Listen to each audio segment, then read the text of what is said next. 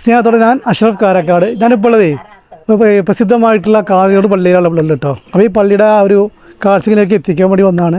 മാത്രമല്ല ഈ പള്ളി പറഞ്ഞാൽ നിരവധി ആളുകൾ ജാതി മതഭേദമന്യേ നിരവധി ആളുകൾ ഇത് പള്ളിയിൽ സിയാറത്ത് ചെയ്യാൻ വരുന്നുണ്ട്. അപ്പോൾ പള്ളിയുടെ ആ കാഴ്ചകൾ വിശേഷങ്ങൾ ജസ്റ്റ് നിങ്ങളുമായി പങ്കുവെക്കുകയാണ്. അപ്പോൾ എല്ലാവരും ജസ്റ്റ് വീഡിയോ ഒന്ന് ഷെയർ ചെയ്യാം കേട്ടോ.